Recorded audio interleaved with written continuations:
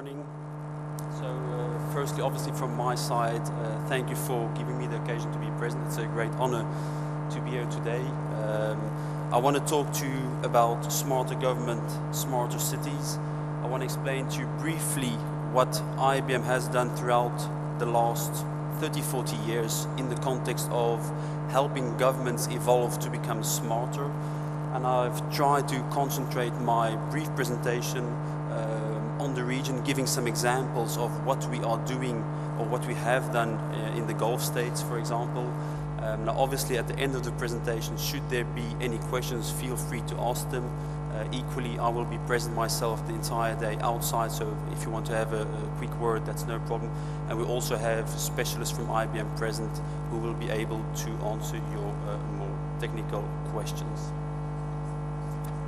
So as I briefly explained, the agenda for today is quite simple, talking about what is smarter government, what IBM has done in smarter government, smarter cities, and then I'll briefly explain what the fundamental components are that a country or a city needs to implement in order to be successful. And I'll equally elaborate on some of our success criteria that we have seen as a result of a number of projects that we have realized throughout these last years. Just a quick word on IBM. I know that many of you know IBM, but IBM as a company has evolved immensely over these last couple of years. So obviously, as an organization, we do not sell laptops anymore, no more PCs. We're really focused on the enterprise market, on the government market, and helping governments really innovate the way they do business and the way they interact with their citizens. As an organization, we've done more than 2,500 smarter cities projects over the years, and I'll explain a number of those. And equally, if you look at IDC explicitly recognizes IBM as being the party that can bring innovation to government-related projects. A huge amount of our investments, or rather of our budget, goes on a yearly basis to research and development. Not many people know, for example, but IBM is the company that has the most number of patents on a yearly basis. So we do a huge amount of investment in research and development, around 6 billion on a yearly basis. And that is then translated into components, assets, solutions that we return to the market, and obviously that drives innovation for our customers as well. And a second point I want to make with regards to innovation and R&D is that very often and more we actually see governments collaborating with IBM research to actually come up with new research centers and new activities. And the strategy of IBM is quite simple. It's all about creating repeatable assets, repeatable components that we can then reuse throughout similar projects, whether it be in the Middle East, in Africa, or in the United States. Now equally, IBM, like I already explained, has gone through a substantial change. I won't spend too much time on this, but we all remember that in the 90s there was a very, let's say, difficult moment for IBM's organization, and we really had to reinvent ourselves. And what we did is we moved or evolved from a very decentralized organization to a global enterprise with really, at the end, very integrated processes. And why I always give this example very simply, because as a government we equally believe you need to go through this evolution towards an integrated, cooperative and predictive organization. And I think that's really something that IBM has done as an organization, and obviously our lessons learned could be valuable for you as well. In terms of IBM Vision, we often talk about smarter planet. Smarter planet, two components you have to remember. Firstly, let's say the fact that the digital world and the physical world are approaching. I remember when I was young, I had a bank account, and the bank account was a piece of paper, it was a book.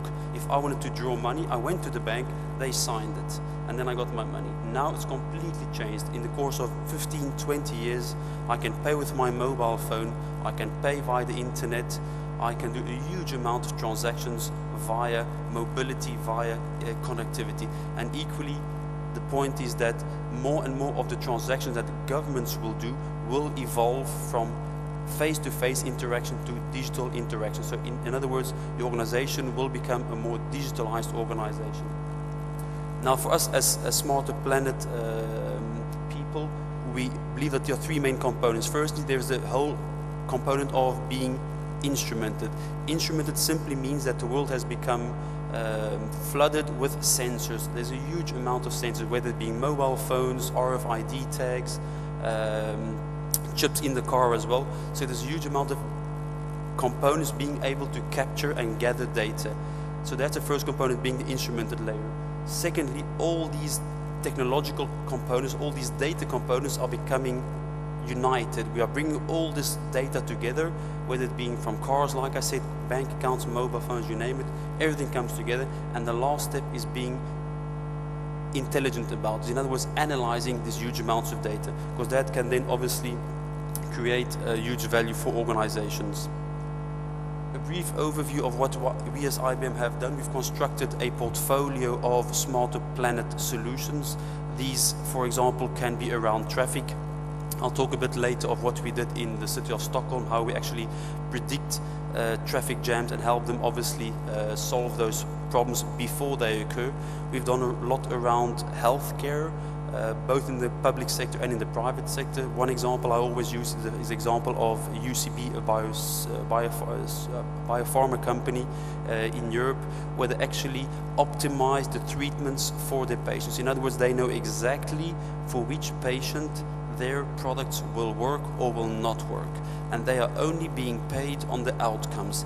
If they succeed in healing a patient, then they're paid. If they don't succeed, they're not paid. So this whole evolution of, let's say, outcomes-based payments has been driven by the capability to analyze huge amounts of data and then predict very exactly what will work in a patient and what will not work in a patient. Equally smarter water solutions. Obviously in Holland we have the solution of Eindhoven. I'll briefly talk about that. And lastly, smarter cities, specific solutions around how to secure a city, for example.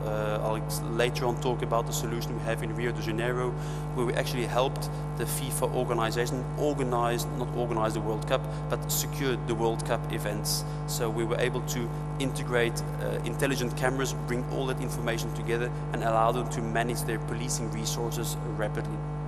And just at the bottom, it's a bit hard to see, but the conclusion is that IBM started very early in the 60s already with interacting around analytics and around intelligence with the government. So like I already explained, starting from the 60s, going right through to the Madrid bombings, where IBM helped the government implement a new emergency management solution, and then most recently the activities around the World Cup.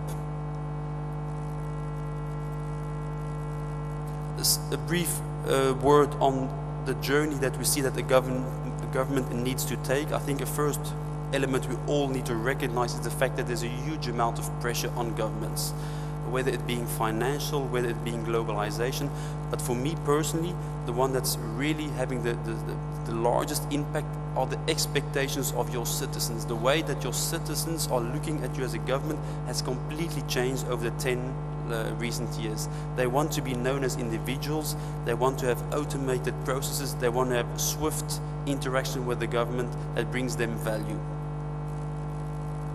It's a bit hard to see, I'm sorry.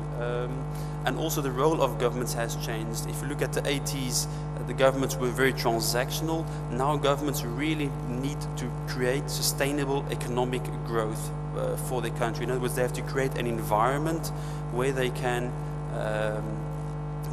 attract businesses, where they can make sure that the citizens are happy, and where they, let's say, make sure that they have a competitive advantage amongst other countries in the region. And obviously, we have seen that governments are concentrating on a number of pillars. A first pillar being around business services towards citizens, so a lot of activity going on there. A huge amount of investment going on in the domain of public security and safety. Managing resources effectively is more about optimizing internal processes of the government. In other words, making sure that you have a very effective service with a lower cost. And finally, a lot around transport management systems as well. Yesterday, my colleague already talked around this concept. It's a concept of becoming an integrated government organization. It's the concept of evolving from a point-to-point solution to a more dynamic environment. And it's not only about technology, it's not only about optimizing the processes, but equally an element which is crucial in creating change in your organization is the cultural fact. You have to stimulate your people to become innovative. You have to make sure that they collaborate intensively. You have to give them tools to work together, and you have to create the mindset of change. So those two elements, or those three elements, are key in becoming a smarter government. Let me give you some examples of what we have done in the region. Firstly, in Qatar, there's an organization called the PWA, which is the Public Works Authority. They manage a huge amount of assets. So they manage the water pipelines, they manage roads. They've recently engaged with IBM to optimize the way they maintain their infrastructure. In other words, we saw that they had substantial costs in maintaining water. They had big amounts of leakage. They had problems in the road sometimes. Now with our solution, we are able to actually monitor intensively what the status is of their infrastructure, but equally and more importantly, we can predict once a certain component of their infrastructure will fail. In other words, they will not have to wait until the product fails, but we can tell them with very highly likelihood, 99 or 95% probability, we can see that a certain valve or pump station will have a defect in the coming weeks. So they can obviously then proactively intervene to solve the problem. Mobile government in Dubai, very good example where IBM has collaborated with the government to create a mobile platform. Examples are there, obviously, for example, the fact that we interact a lot around the identity. If you want to have a new process initiate or new ID card, you can do that via the mobile phone. There are equally applications to interact with the police. You can call them automatically. There's also a panic button. You don't even have to call the police. You can only push the button and then your location is automatically indicated to the police, and then they react to that. One of my favorites is around law enforcement in Abu Dhabi. So Abu Dhabi police works intensively with IBM to actually identify criminal activity, to identify criminal trends, and identify where certain activities are likely to take place. So more and more, Abu Dhabi police will proactively position their resources in a very dynamic way to be close to potential origins of criminal activity. Okay? And then lastly is an example to the right around border control and immigration. For one of the GCC countries, we've implemented a solution around smarter and intelligent video analytics, doing facial recognition, and just making sure that the people that come into a country are not people who are on a watch list, for example, who are known for certain criminal activities, etc. So those are 4 examples, very practically, of what we've done very recently in the Gulf region. Let me talk now briefly about some fundamentals of the new smarter government and the smarter city organization. It's all about centricity around the citizen. Like we already mentioned yesterday, the citizen wants a one-stop shop, wants to know one entry into your government organization. And that can obviously be done using the establishment of a multi-channel structure, which obviously implies that you have to identify uniquely your customers, your citizens, as they go through these different channels. A second element, very importantly, is the move towards cloud.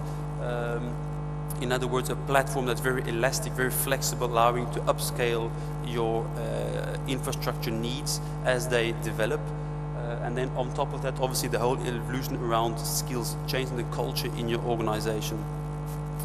A fourth element, very important, is the whole collaboration element, and I'll come back to that in a minute. Having internally your employees collaborate on a very modern way, using, for example, blogs, using communities, but equally interacting with your citizens in a social way where they can use, for example, Facebook or Twitter to interact and discuss certain topics with you as a government. And lastly, obviously, the end state of your organization is really one around big data analytics, being able to predict as much as possible certain activities prior to them occurring, and obviously giving you the ability then to act preemptively before an issue occurs. A quick word about the major technology shifts that we see in the industry. Obviously, this whole concept of big data. I think we all agree there's a huge amount of data being created every single day. Now, big data offers huge opportunities as long as you know how to work with big data. And obviously big data only has value if you start analyzing it. If you don't analyze it, it's only bits and bytes that's stored on a storage drive. So hence the importance of having the capacity as an organization to handle big data. Secondly, from a technology perspective, is the whole evolution to cloud. I won't spend too much time on cloud. I think we all know what the value is of cloud. And once again, if there are any specific questions on the IBM solution that we have around cloud, feel free to ask them. And lastly, social and mobile. A huge amount of your customers, or your citizens, of your employees are using social and mobile platforms. So you have to integrate that into the way you do business. If you look at the fundamental capabilities that you need to develop first, obviously it's an element of interoperability, creating a platform, a solution to work together between different silos of your organization. You have to have the capability to uniquely identify your citizens or your employees. That's all around master data management. But most importantly, you have to create 5 fundamental horizontal capabilities across your organization. And when I talk about across your organization, I mean across your different governmental agencies. So what we see a number of countries doing is, for example, creating horizontal cloud capabilities on which different Ministry of Interior or Ministry of Defense or Ministry of Health can plug into. In other words, having a horizontal layer that brings value across your government organization. So it's all about cloud. Secondly, it's all about analytics. Equally same concept. Horizontal analytical capabilities allows you to do analytics in your different data domain, in your different data sources, whether it being in defense or whether it being, for example, in social services. A whole component around mobile as well. Social, interactive, and lastly security. I know we talk a lot around creating big data, having insights, very important, but don't forget the whole social element, the whole security element. In the last number of months and years, we have seen substantial amounts of cyber attacks on organizations. So if you design your government platform around cloud, make sure that you've integrated and incorporated the security element from the beginning. A quick word around cloud. Once again, not to put too much detail on this, but IBM has standardized cloud offerings. We've got a cloud in a box. I think most organizations in the meantime have realized what the value is of cloud. It's all about decreasing costs. It's all about sharing certain fixed costs in your organization. It's all around having one centralized security framework that allows all your agencies to benefit from a secure platform. Cloud is very often used in a private cloud environment. I have not seen many governments go into real public clouds. We have seen some moving into hybrid models where they combine private cloud and public cloud, but mostly it's still around public cloud, and mostly it's also around infrastructure service and platform as a service. Slight movement towards software as a service, and I'll explain that, for example, in the context of public security and safety. A number of governments have done it. For example, the Moldavian government, Tunisia is busy doing that as well. An important element, so we talked briefly about cloud, the value of cloud, the fact that you need to implement a horizontal cloud capability. Secondly, analytics. For me personally, this is the fact that will substantially make your organization evolve into a smarter government. If you have the capability to do analytics and you use that insight to optimize the way you work, to optimize your the way you predict or you plan your strategy, then you're really on a very good track to evolve into a modern government with value, bringing sustainable economic growth for your country.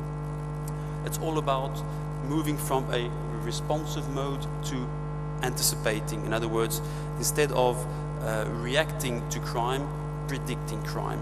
If you can spot certain trends, you can send your policing officers or your military personnel to a certain place to be there in a faster way. In other words, they will be present and can stop criminality, or they can respond a lot faster to criminality. I'll give you 2 examples. The first one is around in Madrid, for example, where we have implemented an emergency management center, allowing different organizations to collaborate, being it the police, being fire department, being it So police, fire departments, ambulances, etc., civil defense. So we've got one single platform allowing the command center to have a view on all these resources. So whenever there is an issue, they can also then make sure that all these different agencies cooperate to solve a certain issue. The second element is that around, like I said, Rio de Janeiro, where we have implemented a intelligent operations center, giving the city a visibility on all their traffic, giving a visibility on all security assets, for example, all surveillance cameras. All this data comes together, you get a single view of what's going on in the city, and it allows the mayor and his department to then act in a preemptive, predictive way when there are potential issues that could come. We'll wrap very soon. Mr. Willem, please, a couple of minutes so you can wrap, I think. Sure. Thank you. I have given some examples of what organizations are doing. I talked briefly about Abu Dhabi. I talked about Rio de Janeiro. You can obviously have a look at those in a later stage. One of the best examples I personally find is Vancouver Police and Chicago Police. Both have, by implementing analytics, been able to, in a large extent, decrease criminality, predict crime, and the time used to analyze data has substantially decreased by 98%.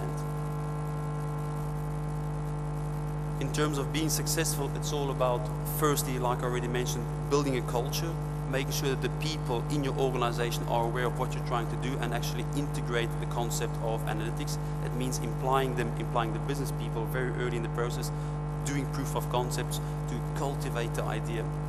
It's all about being proactive around security and privacy, which is a lot around analytics, it's a lot about legislation, and lastly, like I already said, building this horizontal capability to analyze data across different organizational silos.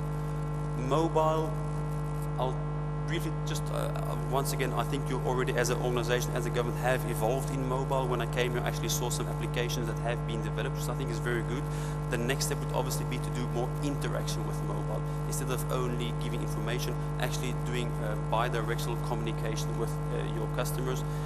At the bottom, I quickly put up a slide on the recent collaboration that IBM has announced with Apple. So Apple being very strong in the consumer market, IBM being very strong in the enterprise market, now combining their forces to make us such that we have more business-oriented applications on an enterprise scale available for the Apple platform.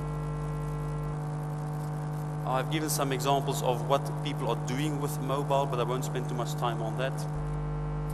In terms of success factors, it's all about establishing quick wins, in other words, doing smaller projects that quickly show the value, and that will prove to your management that investing in mobile platform, in mobile technology, in mobile collaboration does bring the value that you have promised them up front. It's all about the stakeholder commitment. In other words, you have to have some type of central component or central stakeholder being able to define a strategy for your entire government agency. And it's all about the speed of decision making, the fact that the mobile environment does rapidly evolve, so you need to make decisions rapidly. Social, it's all about creating a platform where your internal employees are able to collaborate. If I look, for example, at IBM, we have a huge amount of communities. I have a community around public security and safety. I do not send emails to my colleague. I put a message on my community, and that can be read by all my colleagues. I put presentations on my community that can be read by all my colleagues, and they can comment on that. So it's this dynamic way of collaborating in a very modern way, in a very social way, that's actually driving IBM innovation, and which I think is equally relevant for you as a government organization. Nearly there. In terms of success factors, I would just like to cite a few.